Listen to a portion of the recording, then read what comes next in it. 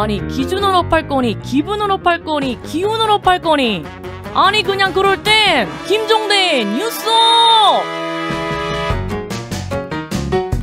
무너져가는 우리의 관계 맺기를 돌아보는 관계업 시간입니다.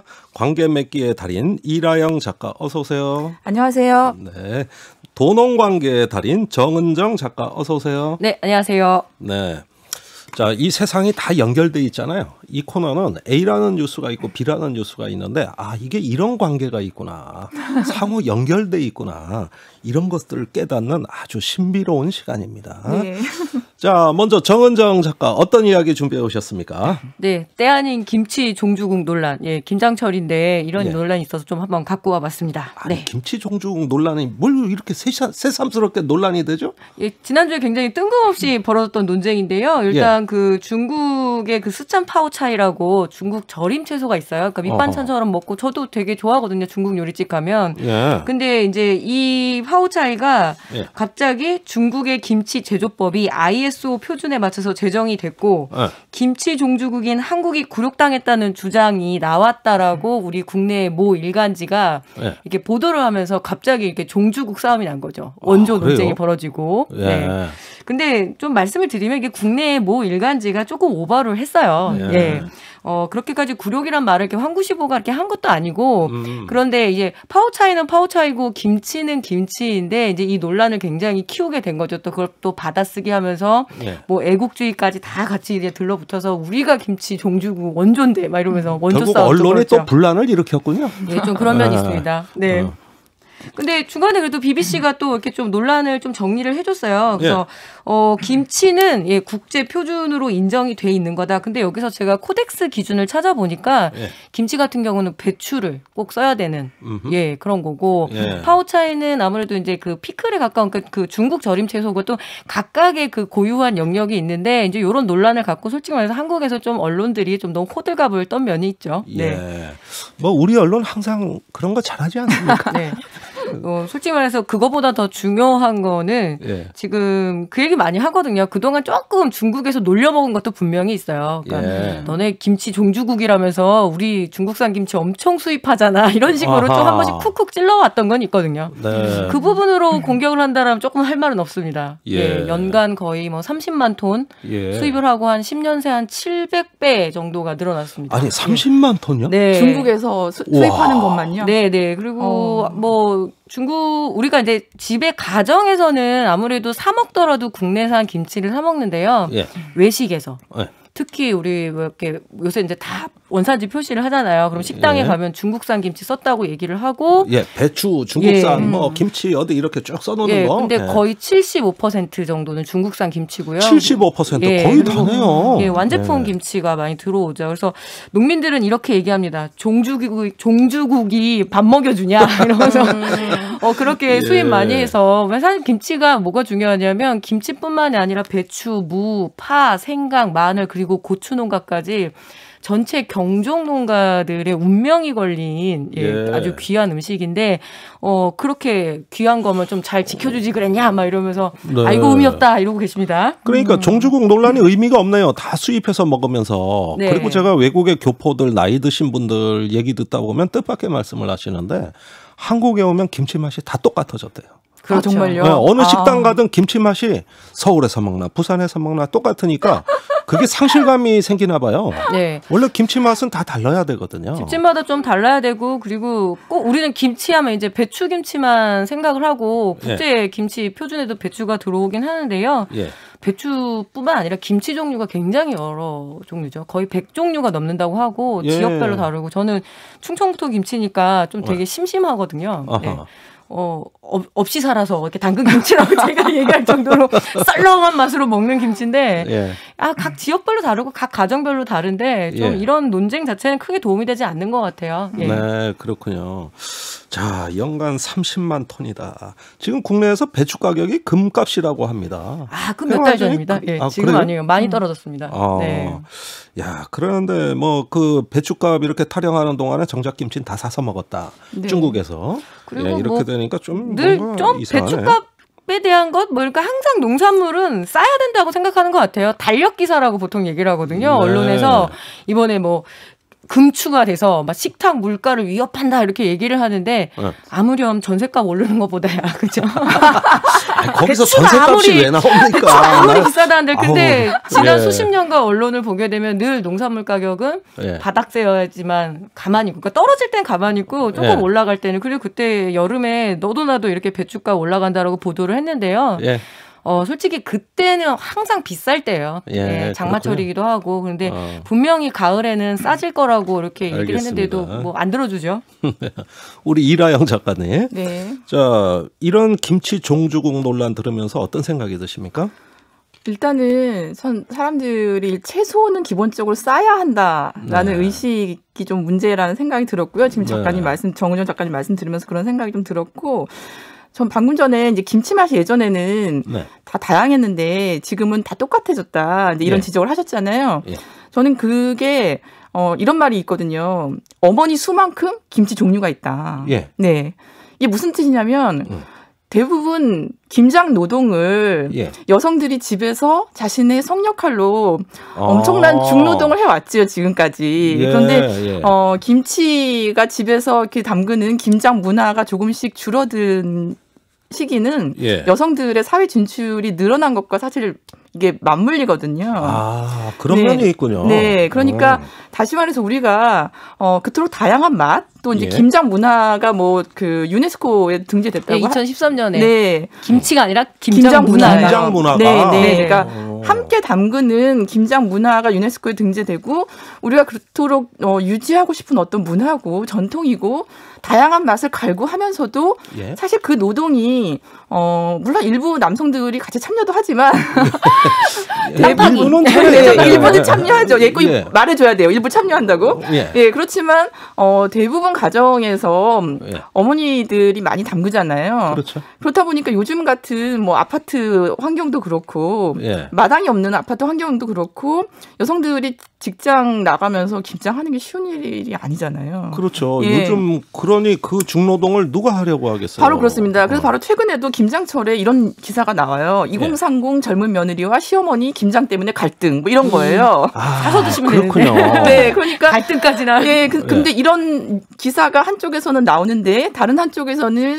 김장하는 날은 수육 먹는 날 이러면서 남성들이 막 페이스북에 고기를 찍어서 올린단 말이에요. 그러니까 지가 김장하지도 않으면서 먹는 건 잘 먹어. 네. 예, 그때 막걸리 한 병 아예 싸두고 그렇죠. 옆에서 수육 썰면은 그때 나타나요. 네. 예.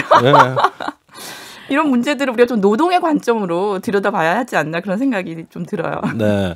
아, 여기에서도 또 이런 불평등 문제가 있네요. 네. 사실 정치인들이 지금 제일 바빠요.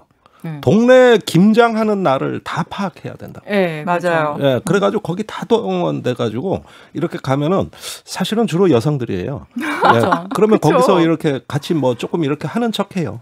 예, 그러니까 원래 번은 김장에 그 속 넣고 무치는 거는 재밌어요. 그 앞에 그쵸. 치우고 절이고 말고 재료 준비하고 뒤에 치우고 이게 핵심이거든요. 예. 제가 요리를 해보면. 그러니까 큰 그릇에 뭐 소금 절이고 네. 막 거기에 할 네. 때 섞어가지고 중노동이잖아요. 물 빼고. 네. 저는 김장 하거든요. 그러니까. 김장 하셨습니까? 예, 저는 했습니다. 지난주에. 몇 번이나 하셨습니까? 조금 했어요. 가족들 적어서 한 20kg 정도. 예, 아, 절임 배출 예. 기준으로. 아, 네. 많지는 않으시네요. 20kg 절임 배추 기준으로 20kg요. 네, 그래도 네. 조금 나눠줄 수는 있겠죠. 네, 뭐 썰렁하고 없이 한 맛 드셔보시려면 제가 가져오겠습니다. 예, 알겠습니다.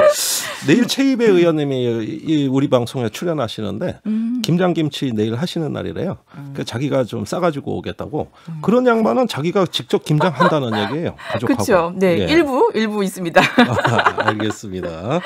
자, 김치 종주국 논쟁 한마디로 어이없다 이런 말씀인데 그 속뜻을 알았습니다.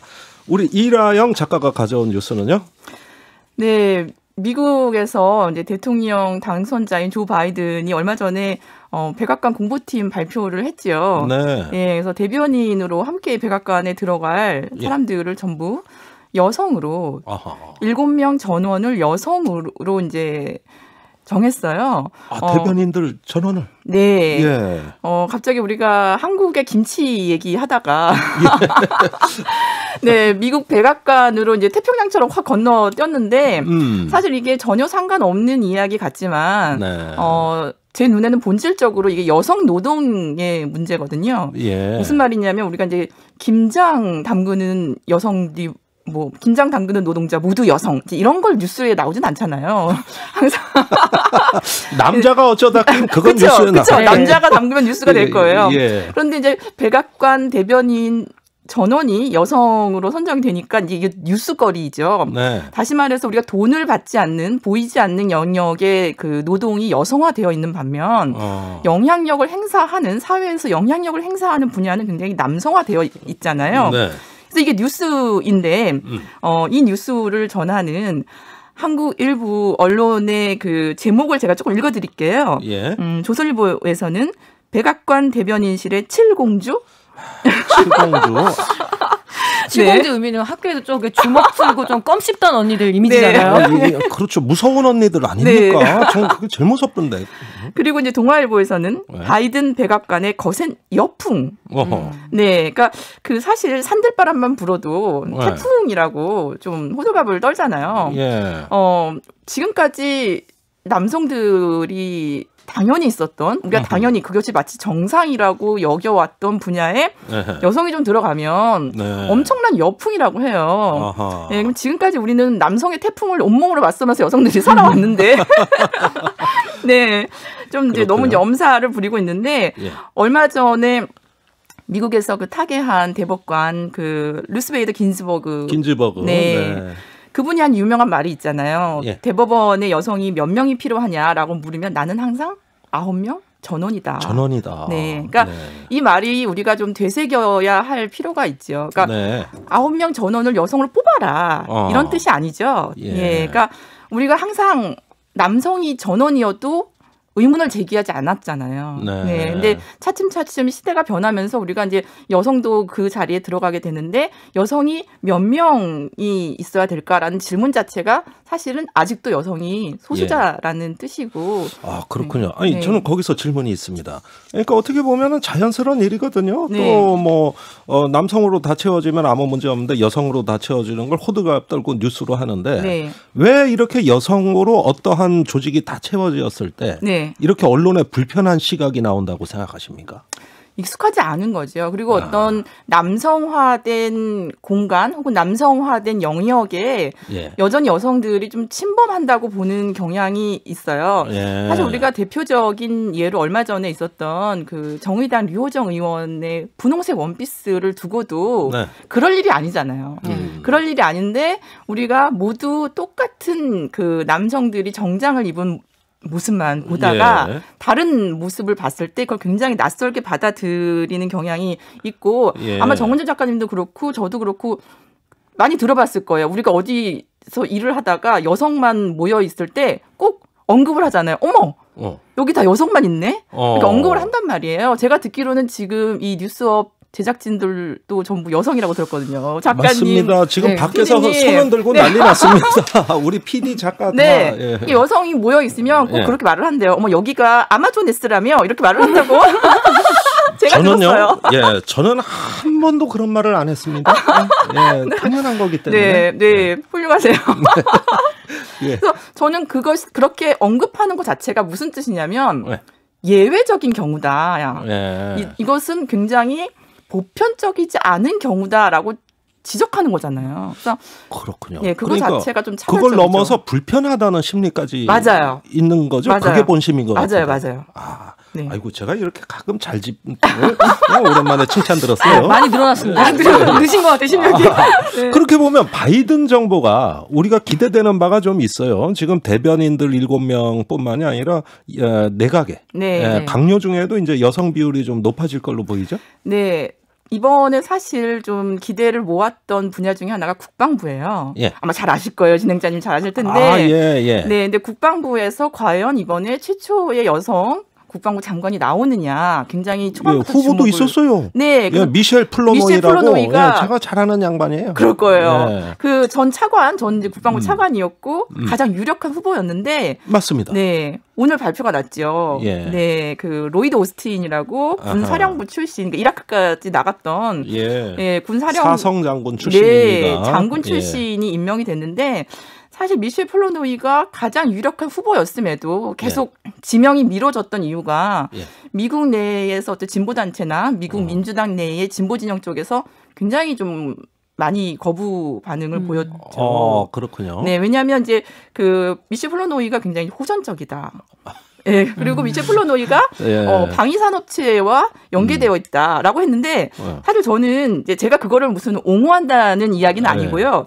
저는 그거 자체가 어떻게 보면 우리가 그 여성에게 조금 더 높은 수준의 검증을 하는 게 아닌가라는 생각이 들어요. 동감합니다. 네. 미국의 역대 국방장관 중에 방위산업체하고 관련 없는 사람이 누가 있습니까? 도전적이지 않은 거기서 CEO 하다가 장관 오는데. 그러니까 지금 오늘 발표된 로이드 오스틴 같은 경우는 남성 군인 출신에게는 호전적이다가 단점이 아니잖아요.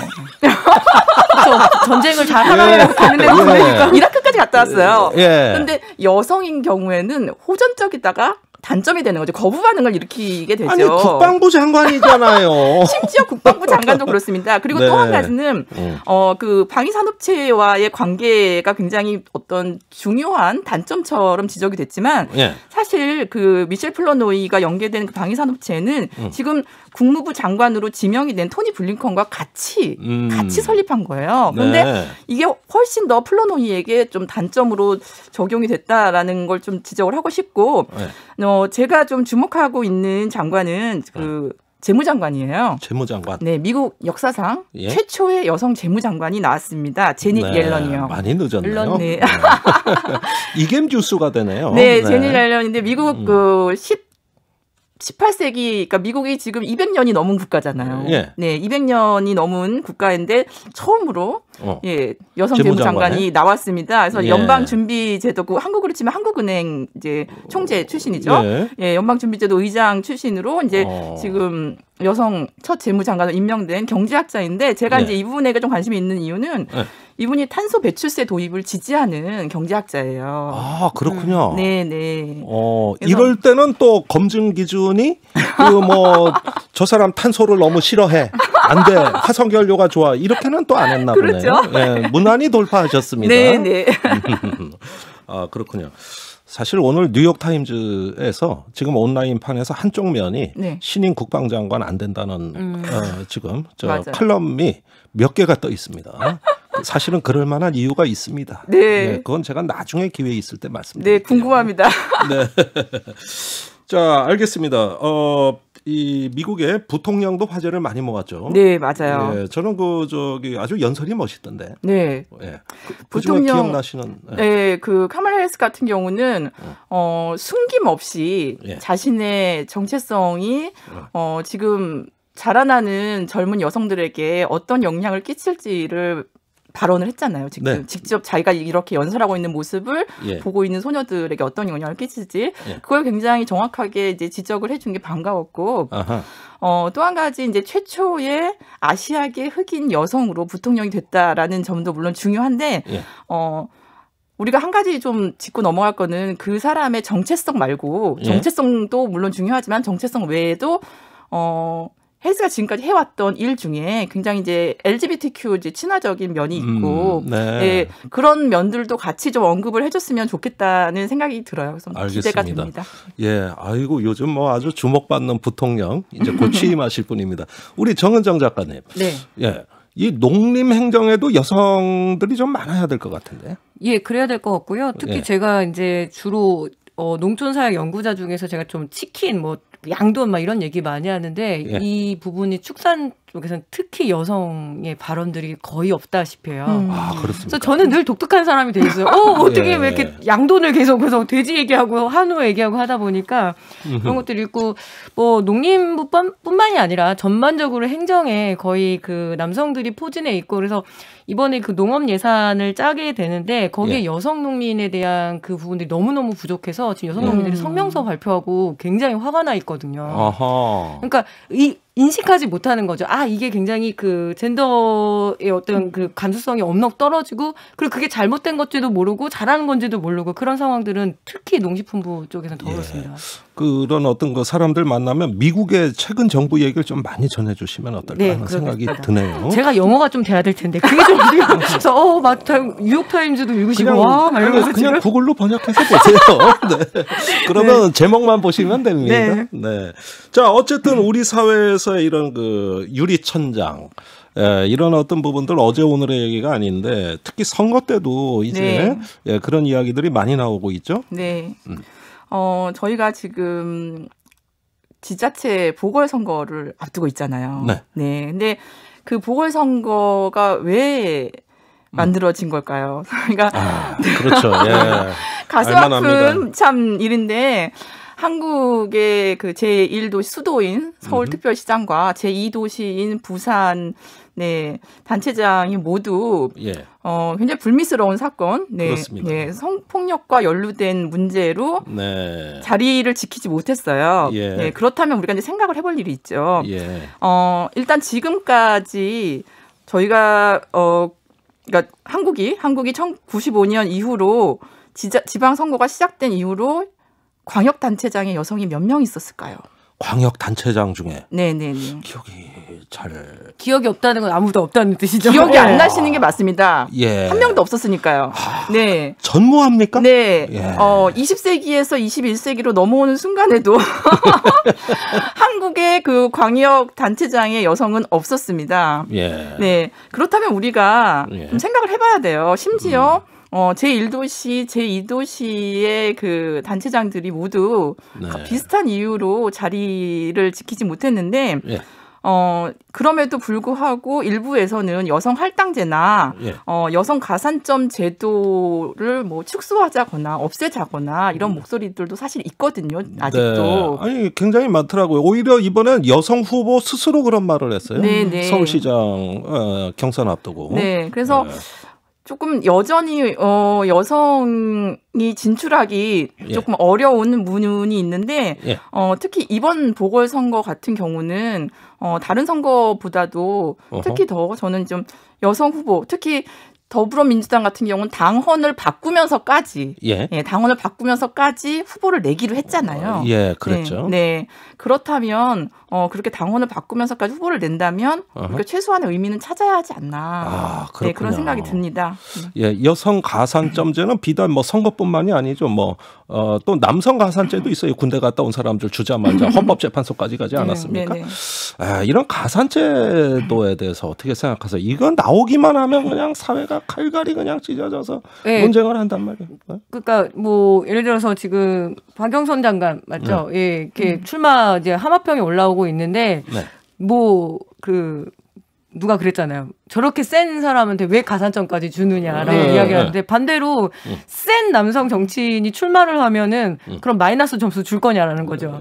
그건 또 아니죠. 그건 아니니까요. 그래서 이 가산점제도 나올 때마다 저도 늘 조심스러운 거 어떤 식으로 얘기든 십자포화를 당할 거기 때문에 저도 그래서 정말 발언을 잘 많이 못하는데 그래서 저는 군대 가산점제는 어떻게 생각하시냐 또 여쭙고 싶고요. 그쪽에선 자기들이 약자래요. 군대 갔다 왔으니까. 이거 좀 민감한 질문이긴 한데. 군대 가산점제 같은 경우는 틀이 조금 저는 잘못 만들어진 게 뭐냐면 이 여성과 남성의 구도만이 아니라 장애인과 비장애인의 구도도 있잖아요. 근데 그런 문제 여러 가지 복잡한 문제들이 있는데 이걸 되게 이제 여성과 남성의 문제라서 남성이 굉장히 가산점을 못 받아 손해 보는 것처럼 만들어지는 건 좀 잘못됐다는 생각이 들고 또 한 가지는 지금 언급하신 뭐 박연성 장관처럼 아주 힘이 있는 여성도 있지요. 근데 우리가 아주 극소수 일부 여성의 사례를 너무 부풀려서 마치 전체 여성이 같은 조건을 누리는 것처럼 좀 부풀려서 이야기를 하는 게 이게 좀 전형적인 문제라는 생각이 들어요. 그렇습니까?